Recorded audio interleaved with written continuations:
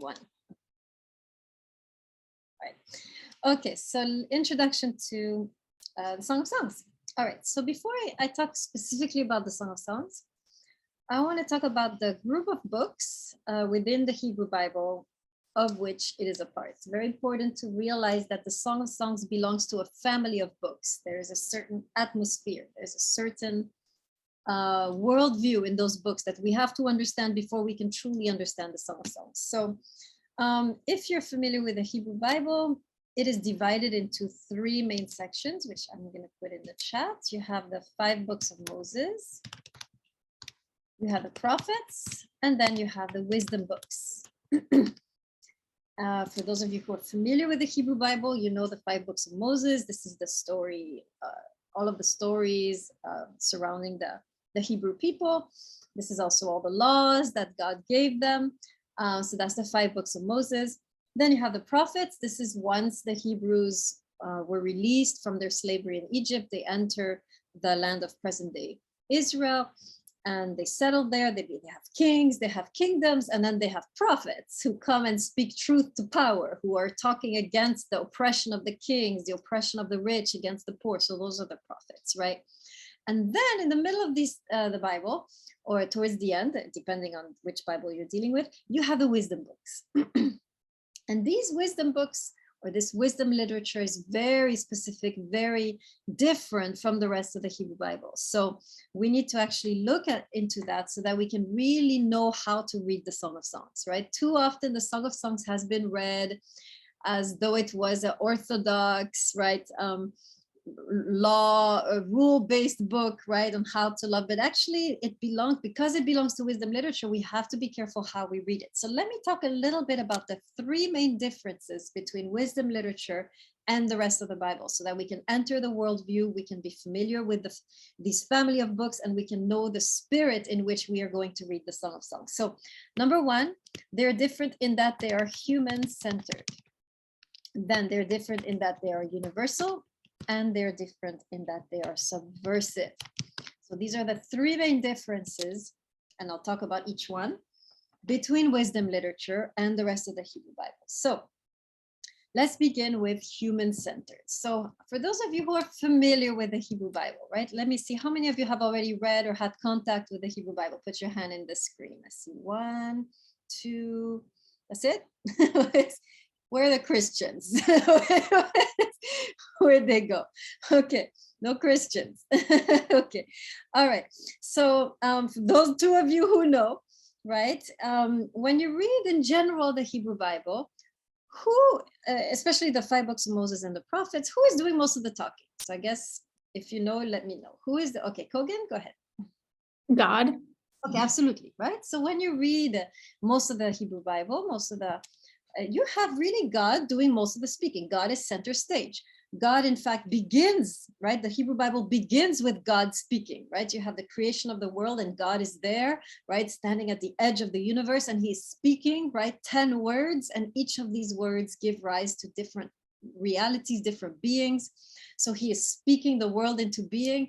Later, he's going to speak his law, right? He's going to say, this is how you ought to live, what you ought to do. He is the first one to really address humanity. Humanity is not interested in God until God comes and actually addresses humanity and says, hey, you know, calls them by their name, right? So there's really, God is really doing most of the speaking in the 5 books of Moses. In the prophets is the same thing.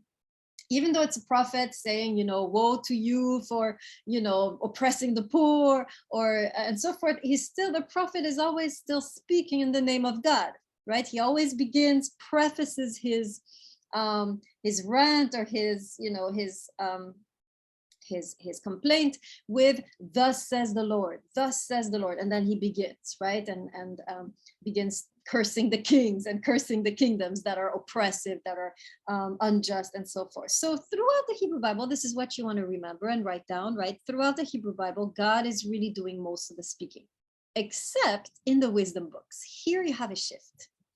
In the wisdom books, all of a sudden, God takes backstage and human beings enter center stage. They are in the spotlight.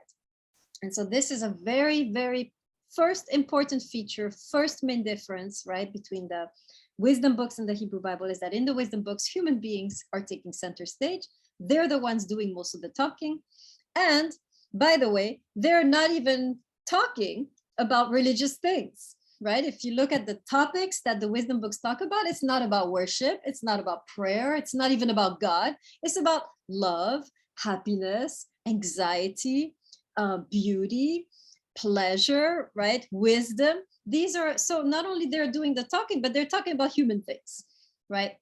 And this is very, very intriguing, right? To a lot of the religious leaders, right? Whether you're a Christian clergy or Jewish clergy, this is kind of shocking, right? That here you have a text where God is barely mentioned. Human beings are really monopolizing the conversation. And they're talking about human things. There's no interest in these books about when to pray or how to worship or who God is. They don't care. They're interested in how to live, right? These are the existentialist books of the Hebrew Bible. So that's the first main difference. So you should have written, right, under human-centered, you make sure you have the notion that human beings are at center stage and they are talking about human things, right? That's the first difference. Now, second difference is that these books are universal. And this is another reason why they are not so often read, right? One thing I failed to mention when I introduced the wisdom books, and this is an important idea, is that in general, these books are not really studied in the Jewish and Christian religions that, you know, have this inheritance, have these books, right? These books are rarely studied. If you go to a church, you mostly hear the New Testament, you hear from the 5 books of Moses, but you rarely hear about these particular wisdom books, right? And in the context of Judaism is the same. If you go to a synagogue, you will hear every week about the 5 books of Moses. Every week they will read the prophets, and maybe once a year they will read, right, these wisdom books. So it's not so often read. They are what I call the lost and forgotten books, right, of the Hebrew Bible. And the clergy tend to shy away from these books, and we're going to see why, right? We already have a first reason. These books are too human, right? Where is God? What's this, right? Second reason, these books are universal.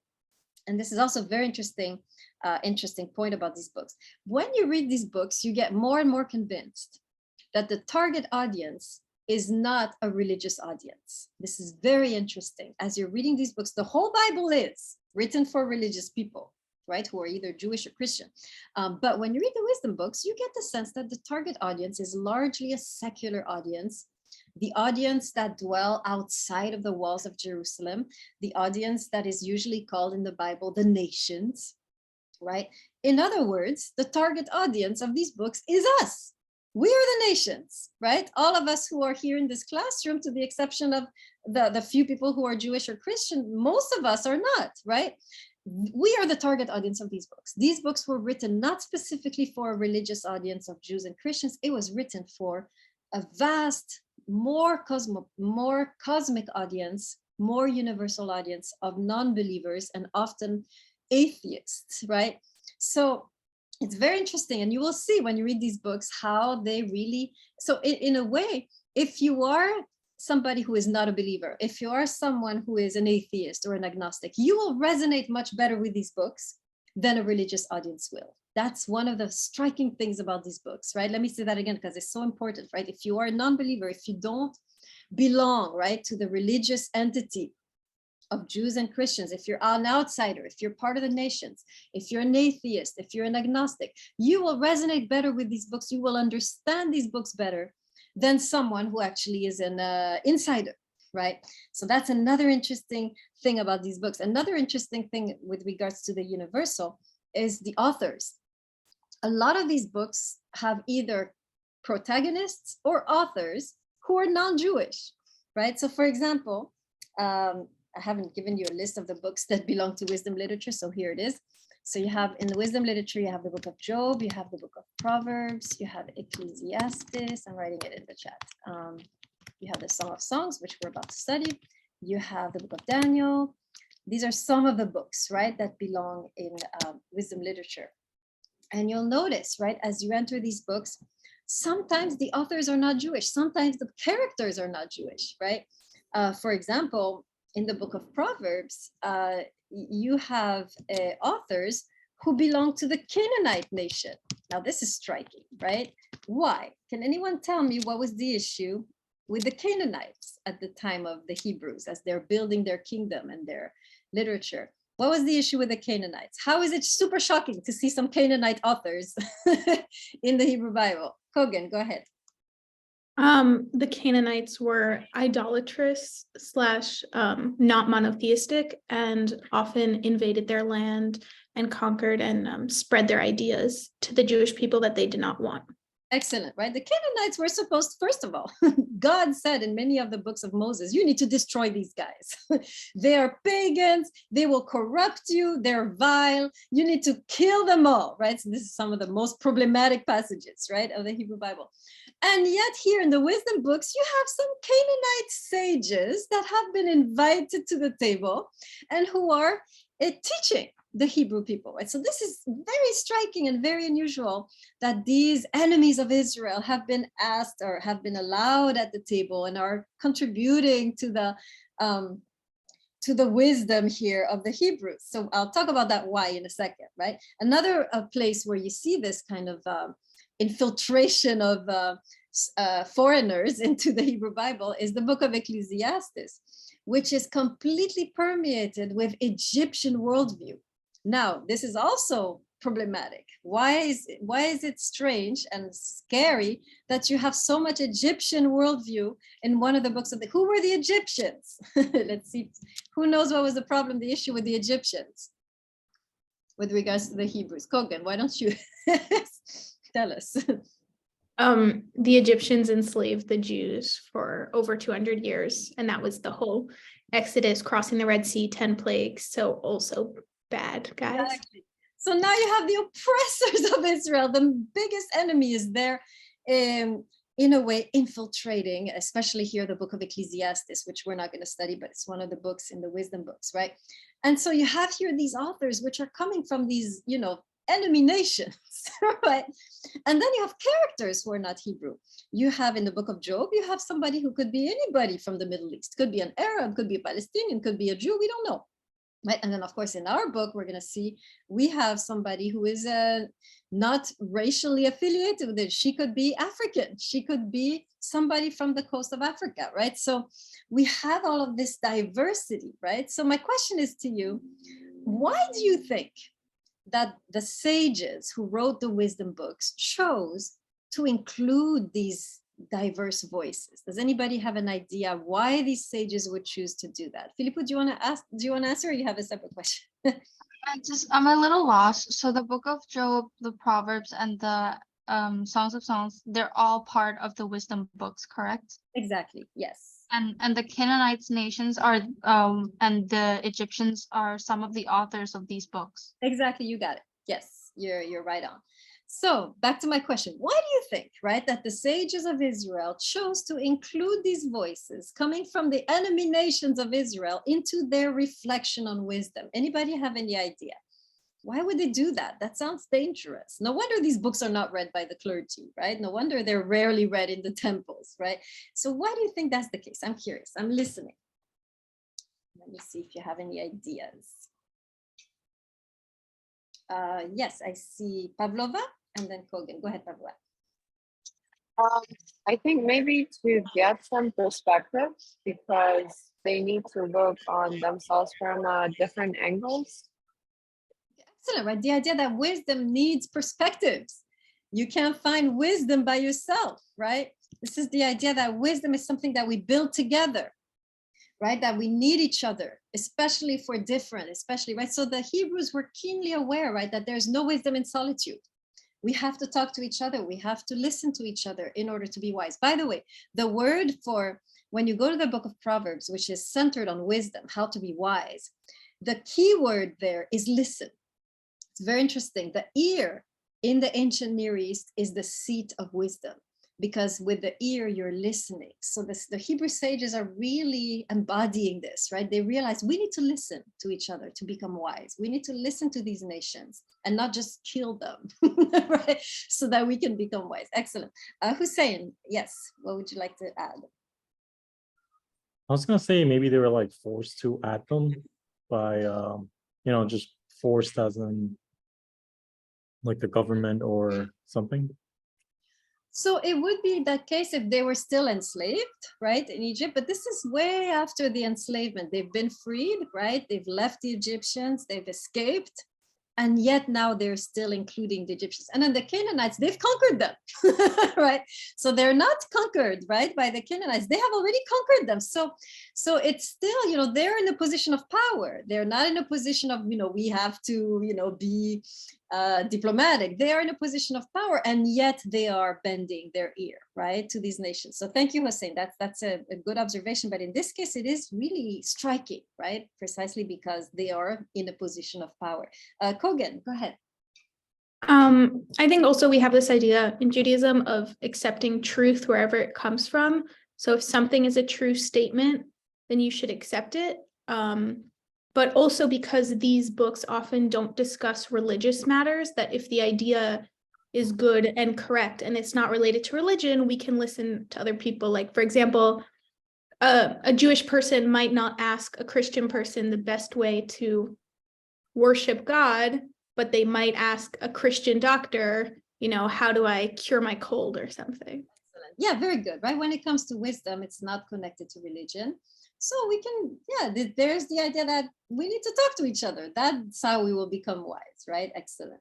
Okay, great. So y'all are really seeing, right? It's intriguing, it's interesting. Now, so that's the universal, right? Third difference, right, between the wisdom books and the rest of the Hebrew Bible is the subversive character, right? Very often in the wisdom books, you will find ideas. Oh my God, my Mac is too hot. Why? It's like threatening me that it's going to close down. I don't know what to do. Nothing I can do to cool this Mac down. Okay, sorry. Well, hopefully I won't get shut down by the temperature. Where was I? Yes, subversive. So many of these stories, many of these books actually go against the dominant view, the dominant worldview of the Hebrew Bible. I'll give you a very striking example with regards to the book of Job. So in the general Hebrew Bible, you have the idea that if you follow God, you will be blessed, right? If I follow God, do everything, obey the commandments, I will be happy, I will be blessed. And this works throughout the Hebrew Bible until you get to the book of Job.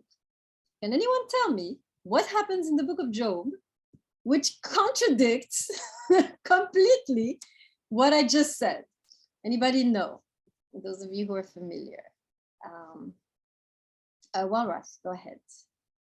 I kind of know, just based off of like Sunday school, like 10, 15 years ago. What is it?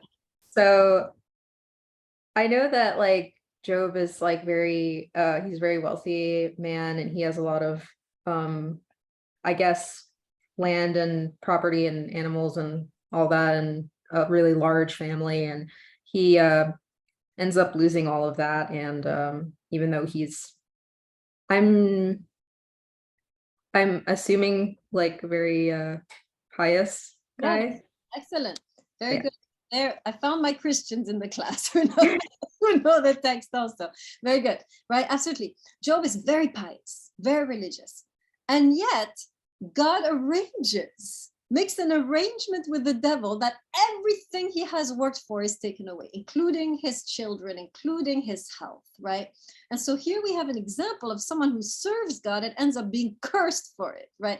So you can see the type of books we have here in the wisdom books. They're going to shake up the status quo. They're going to make us uncomfortable. They're going to complexify things that we thought were simple. Right, that's the spirit of those books, and we're going to look in a few minutes how the Song of Songs is deeply subversive, right? So that just gives you an idea. So now you have an idea. Now you can understand why, in general, if you're a priest or if you're a rabbi, you're going to kind of shy away from these books and be like, let's focus on the 5 books of Moses, right? Let's not do this just yet, right? Because these books are very different. They clash, right, with the rest of the Hebrew Bible. They're human-centered, they're universal, they include foreign voices, they are subversive, right? And so we have to know this before we enter the Song of Songs, because we will see that the Song of Songs is itself human-centered, universal and subversive, and we'll talk about it in a second. But first, I want to ask you guys this question. Why do you think, right, if you're the rabbis, right, who are compiling the canon of the Bible, or if you're the priests doing that, why do you think the rabbis and the priests who compiled the whole Bible based on, chose which books will belong in the Bible or not, why do you think they chose to accept these books? It's, for me, it's always completely baffling how these books made it in the canon, because they're so unorthodox, right? Does anybody have any idea? Why would the rabbis who compiled the Hebrew Bible, or the priests, right, the Christian priests who compiled the Christian Bible, why would they keep these books there? Why would they allow these very unorthodox books to be part of the canon? So I'm very curious what you guys think. So Pavlova, you can start. I'm thinking that even though they might have sort of a tunnel vision, not majority of people that they're teaching have that sort of tunnel vision. So they're more exposed to the temptations, to what life has to offer. So they need to include that in the teachings. Yes, I love it. This is how I define these books. You know, the rabbis were keenly aware. So in line with what you're saying, Pavlova, the rabbis were keenly aware there are two types of people in the world. And in this classroom, you will see there are two types of people. The first type of people is the people who are able to listen to the wisdom of the elders. They are able to obey. They don't have a problem following the rules. They enjoy following the rules, you know. And so for these type of people, you have the 5 books of Moses, you have the prophets. But then the rabbis knew there's another type of people, and these are the natural transgressors. These are the people who cannot follow the rules. These are the people who cannot walk the line, who will always want to explore and push the limits and make mistakes and transgress over and over again. And so they decided we need to have some books. We need to have a Bible for them, right? And so the wisdom books is really the Bible of the transgressors. Every single character in the wisdom book is a transgressor. And authors. These are the books written for those of us who cannot walk the line, who cannot follow the rules, who cannot listen to the wisdom of the elders, and who want to experiment and try and transgress and make mistakes and stumble. These books were specifically written for these type of people. So in the Bible, so the rabbis knew we need to reach the people who are able to walk the line, who like to keep the rules. We are reaching them, but we also need to reach the others. And these wisdom books are therefore the Bible of the transgressors. That's how I call them, right? The wisdom books are the Bible for the transgressors. So, and they speak to a transgressive heart, right? These are the books that will speak more powerfully to this type of people than the rules and the other things that you see in the rest of the Hebrew Bible. So excellent. So make sure you guys that you write this down, right? The wisdom books are the books for the black sheep, right? They are the books written for, they are the Bible of the transgressors, right? They are the Bible of those who cannot walk the line. And they're often written by transgressors, right? Most of these books were written by King Solomon, whom we're going to learn about in a second. And you will see, right, that he was a very unorthodox king. Okay, very nice. So anybody want to add why you think these books were written? Okay, we can, that was a great, I enjoyed that, Pavlova, that was a great entry into the books to realize that they're written for a certain audience, right? Okay, so we have 20 minutes. I want it to be 20 minutes. I want to end at 4. So I want to introduce King Solomon, who is the author of the Song of Songs, and then briefly introduce the Song of Songs. So let me put in the chat King Solomon. So you have the, let's see. Sorry, I can't always read all the chat. I see some interesting comments by Davidov. Okay, King Solomon. So King Solomon actually wrote most of the wisdom books. He wrote Proverbs, Ecclesiastes, Song of Songs. He was considered, so I'll tell you a few words on his biography and you'll understand why he was such an unorthodox character, right? So King Solomon was king of Jerusalem in 10th century BC. He actually initiated the golden age of Jerusalem. He was very wealthy, very wise, and he had connections all over the ancient world. This man had connections everywhere. He had trade routes. He had, there were intellectual exchanges between him and the surrounding nations. He was really an amazing character. He was the only one who didn't have war. All of the other kings, right, in the Hebrew nation at the time were fighting. He's the only one who had peace, right? And in fact, his name, Solomon, in Hebrew, Shlomo, means peace, right? He's the king of peace. He was also a great lover, right? And there's a beautiful legend about his love between him and an African queen that I'm going to tell you right now. It's actually a true story, but I'll tell you the legend version of it. So the story goes that King Solomon knew the language of animals. He could speak the language of animals. And every year, King Solomon would hold a big festival for all the animal friends that he had. And he would invite all the animals of the kingdom, and they would party and have an amazing time. And he noticed that during the festival that there was this certain bird that was missing, didn't come. Much later, several months later, the bird arrives covered with dust, drooping wings, arrives in the throne room, exhausted. And King Solomon is like, there you are, where were you? And he says, oh, my king, if you only knew who I have seen down there in the kingdoms of the East. I have witnessed one of the most beautiful women in the world. Right? Her skin is like ebony, her eyes like the stars. She is gorgeous. And she's wise in her own kingdom, right? And the king is, of course, ooh, somebody, beautiful and wise. This is my equals. He says, bring her to me, right? And the bird brings the person whom we know now as the Queen of Sheba. So now back into the historical, this is actually a historical event.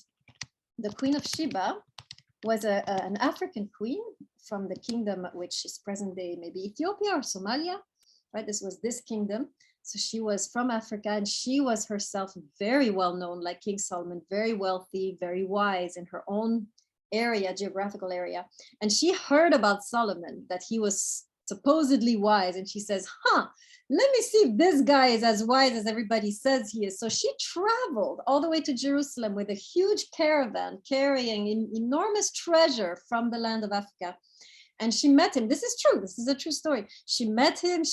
They discussed many things, and maybe even they connected intellectually and perhaps maybe physically, right? The legend, now we're not sure, right?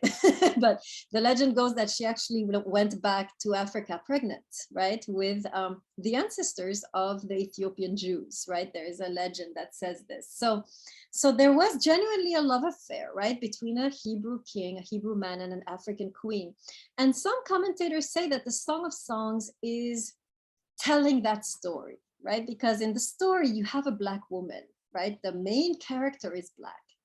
And so some people say, she's just tanned, right? She's working outside. But some commentators say, no, she probably is of a different race, and she might actually be coming, right? She might be an African immigrant. There were a lot, right? It was a very cosmopolitan time, right? There were many connections, and you had people from all over the world dwelling in Jerusalem. So she might have been actually of African descent. So that's the backdrop, right, of the story. So, and now you have a little idea of who Solomon is. So now zooming into the Song of Songs, which we believe Solomon to have written. So it's very interesting because the Song of Songs, the main character is a woman, an African woman, perhaps, right, who is doing most of the teaching. And so this immediately should indicate something very important.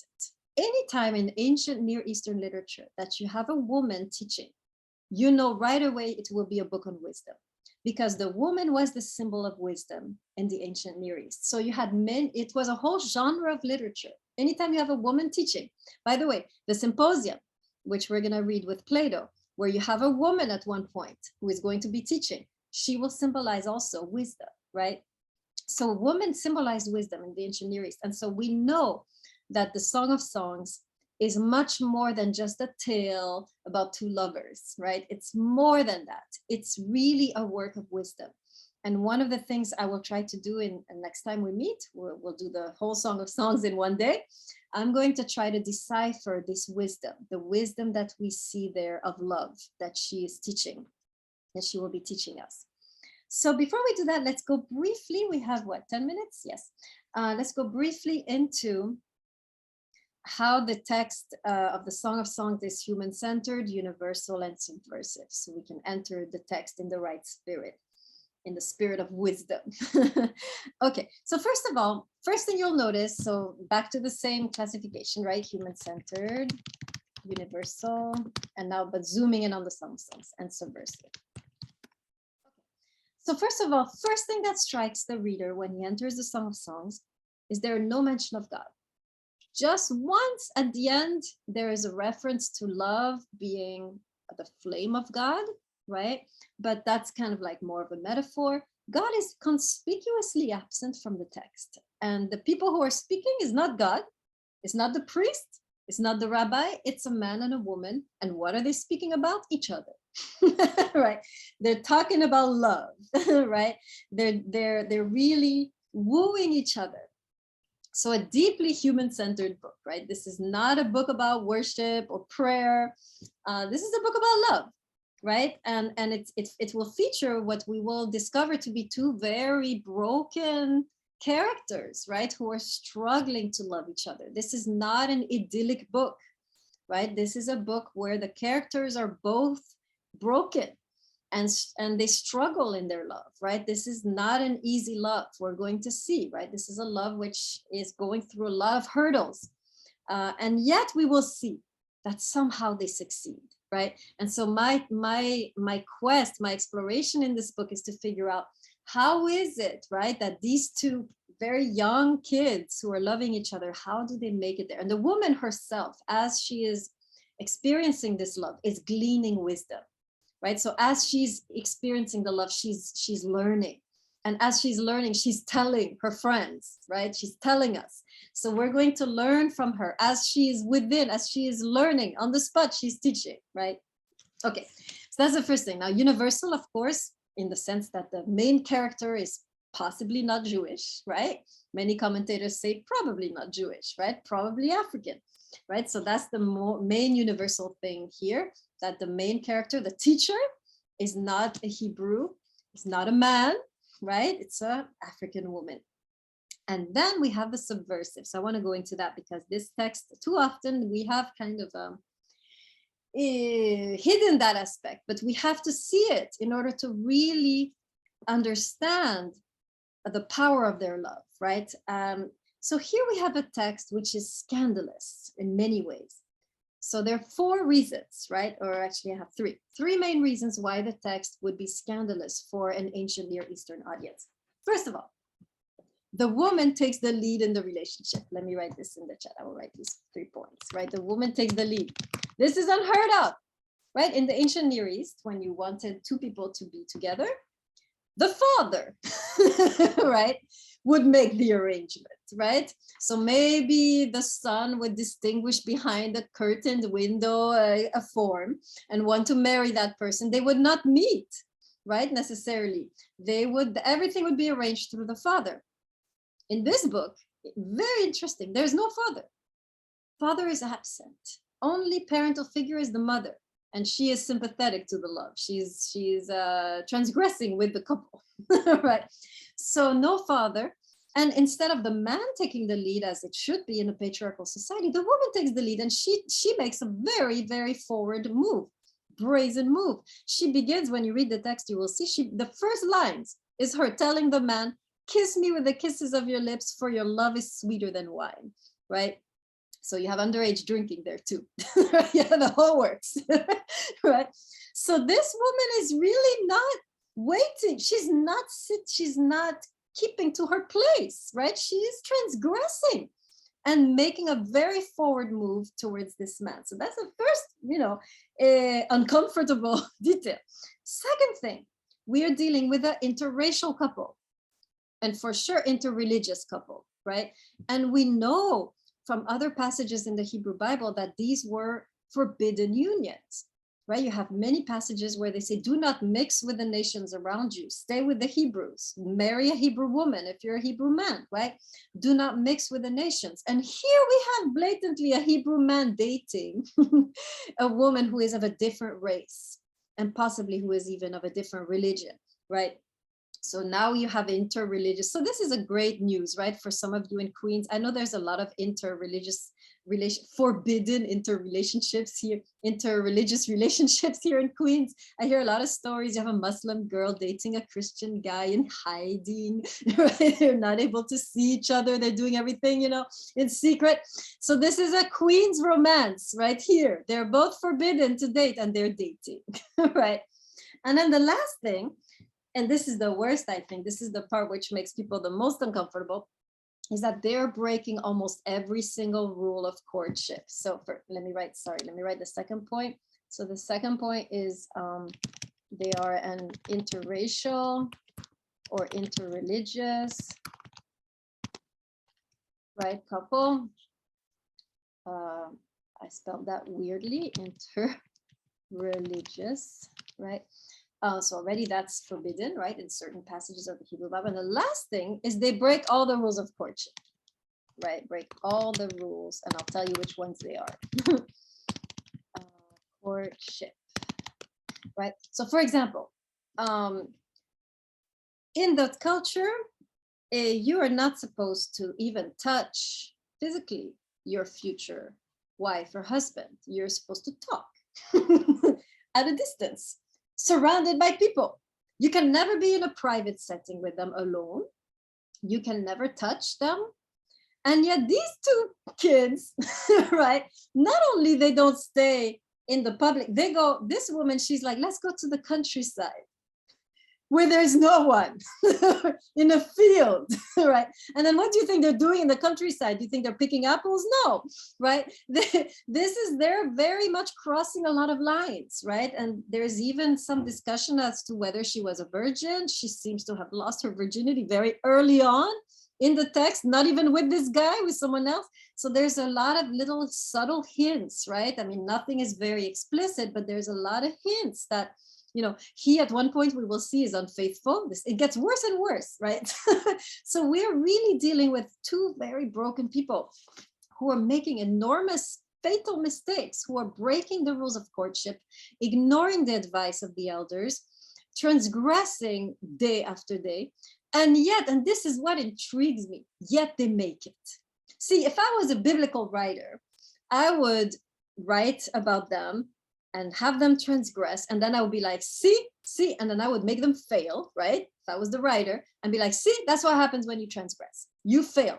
But here this writer is exquisitely unorthodox. He's saying, look, they're making all these mistakes, and in spite of these mistakes, they make it. They become one of the strongest couples of the Hebrew Bible. And so my question is, what is this path and what is this wisdom that they have discovered, which is certainly an unorthodox wisdom, right? This is not the wisdom of rules, right? Certainly there is wisdom in keeping certain rules and following a certain protocol. That's one path, right? There is certainly great wisdom in following protocol when you're dating someone and observing the wisdom of the ancients. But what if you can't follow protocol? Then you have this text, right? And you have the wisdom that has been written in this text for, remember, the transgressors of the class, right? So if you have entered a realm, if you in your relationships have transgressed, right? If you have not walked the line in your relationships, if you have neglected protocol or the traditions or the rules, this text was written for you. Right? In this text, we're going to discover a wisdom more profound than protocol, more profound than rules.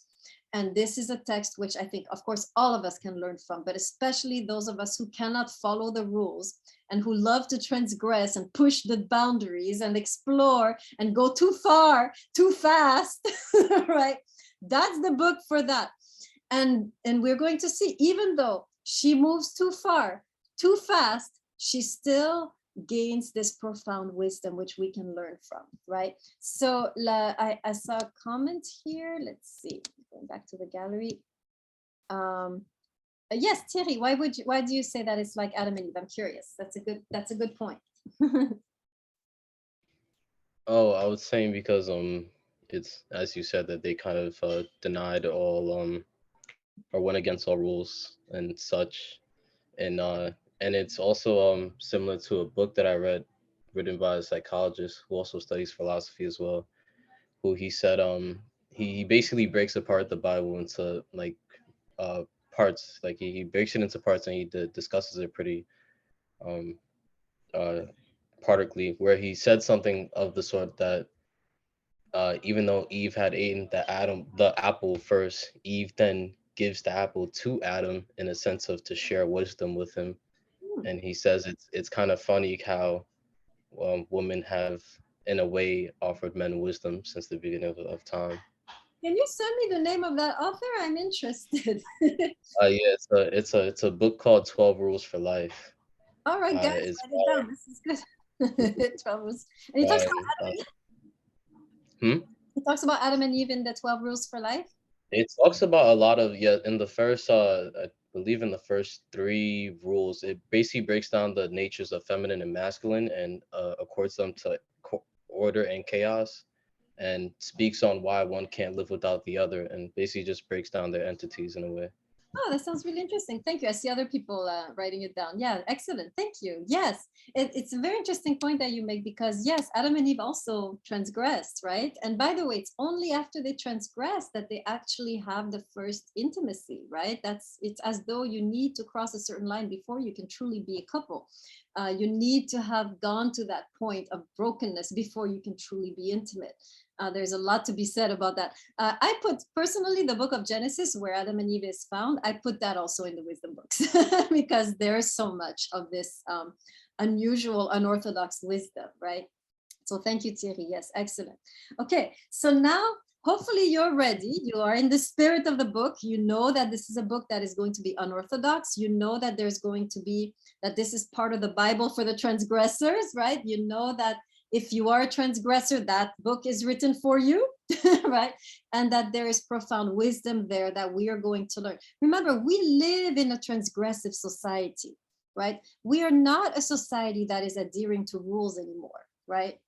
And so a lot of the Bible has become in a way obsolete, right? But we still have these books, right, who were written, I believe, precisely for the transgressive society we live in.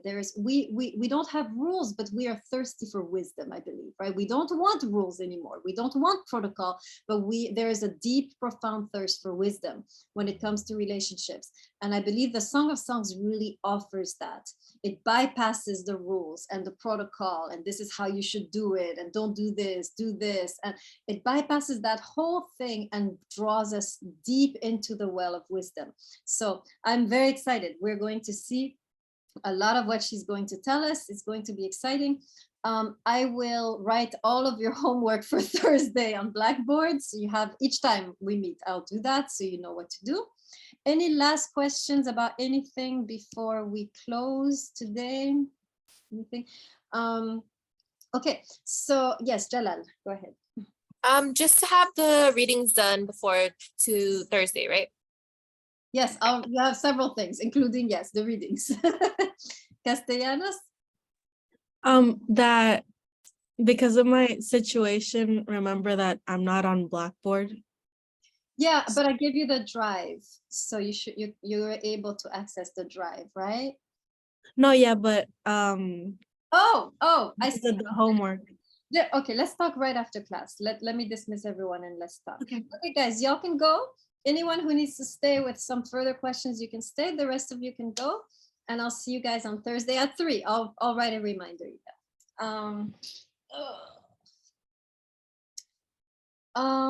Well, Castellanos, it's very simple. It's always the same thing, right? Audio lecture, you listen to the lecture, you do the audio question, you read, and you do the reading assignment.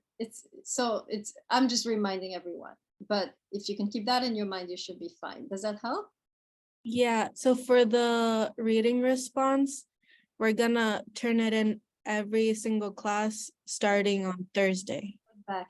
Exactly. And then for June 27th, we're supposed to turn in 2. Yes, we're doing 2 texts. 1 hour, one text, 1 hour, the other text. Yeah. Mm-hmm. Okay, so that would be 2 reading responses. Yes, that's right. That's right. Good question. Okay.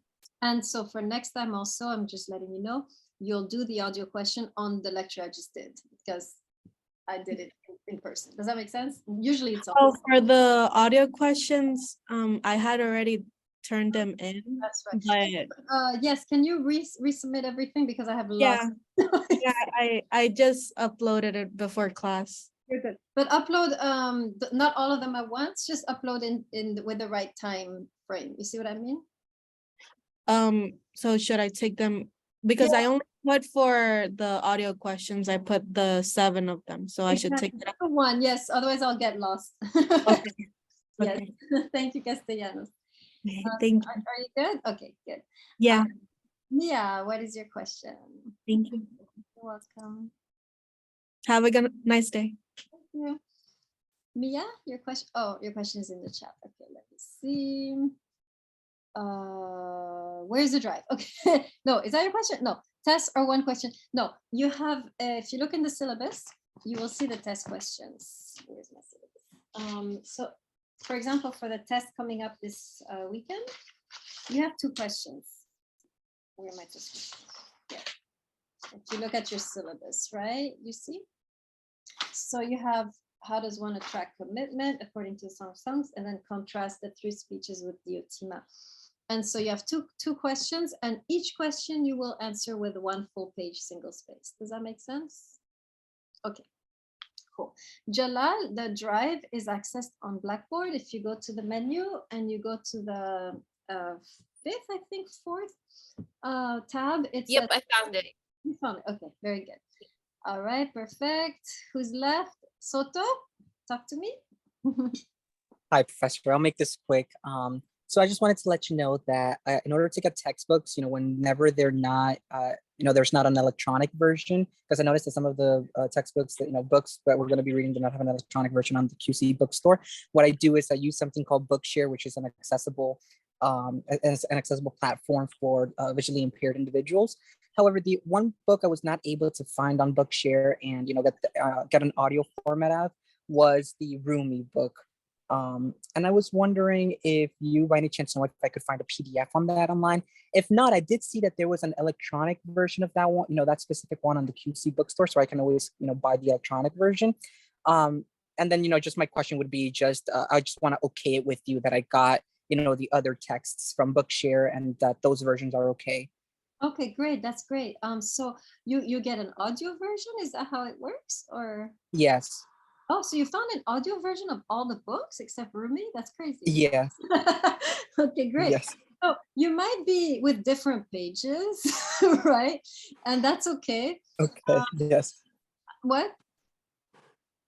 Yeah, I said yes. So, that's something that I kept in mind. So what I'm thinking of doing is just, listening a little bit before the pages and then a little bit after, just so that I can, at least stay with the class. Exactly. Like it's I'll take that into consideration when I'm grading you, because yeah, it's hard for you to get the right pages. So try to read something. Yes. And I'm probably not gonna expect quotes from you for the. You see what I'm saying? Because it's gonna be hard for you to. Completely understand, but I'll still include them because I've managed in the past with history courses and previous English classes, and I'm very passionate about this class. It's my first philosophy class, but the text and just the love aspect of it, I'm really intrigued. So I'm very motivated. So don't see my visual impairness as an obstacle. I'm still going to do the absolute best work I can, and I'm still going to be doing the same work as my peers, with the same expectations. Okay, good, excellent. So yes, so we'll so good. That sounds good. So read the most you can. If you want, I can tell you after class maybe the chapters, so that you can find in your Okay. book. I mean, so come after class each time. So for example, for now it's easy. You read the whole Song of Songs. It's not hard. So, and then Plato also, you'll read the whole symposium. So that's easy. And then what I'm going to do, I think I can upload. Can you read stuff that I upload, like PDFs that I upload on Blackboard? Yes, I can use screen readers on my iPad. Oh, okay, good. So I might do that. Yeah, I might actually have to do that. And just so you know, also, I mean, I don't, it's not my, it's as a backup. I do have a peripheral, very, very little peripheral vision in my left eye. So, with special features on my iPad, I can do some reading as well. So that's how I can also maybe, find certain texts if I can get, the ebook version as well. Okay, good. Mhm. Let me just make a note of uploading maybe the PDFs, and then let me see. What was the other thing? Oh yeah, I need to upload the audio lectures. Okay, great. Good. Yeah, that should be good. So were you able to find my book? A Woman is, yeah, it's online, of course. Yeah, that works. Okay, cool. So the Rumi I'll upload on Blackboard. Okay, thank you so much. And again, it's a great pleasure to meet you, and I'm looking forward to, this course and just learning from you. Excellent. And I love your dog. Oh yeah. Yeah, she's my guide dog right now. She's, I can feel her staring at me just because, her food time is at 4. So she's ready to, get fed and go outside. But yeah, no, she's the sweetest. She's the best. Yes, hopefully we can meet you on campus one day. That would be great. I would love that. I would love that.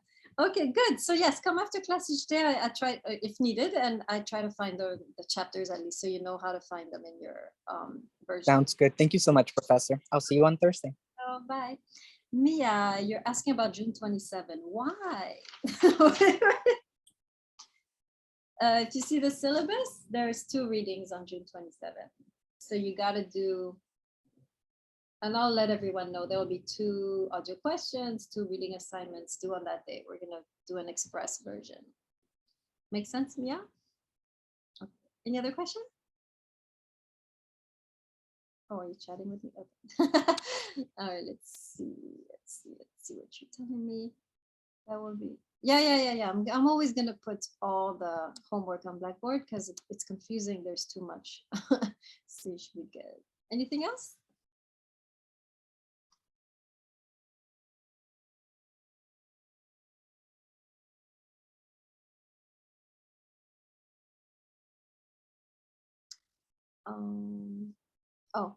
Oh, yes, there is going to, no, for today there was no homework, but there's going to be for Thursday, yes.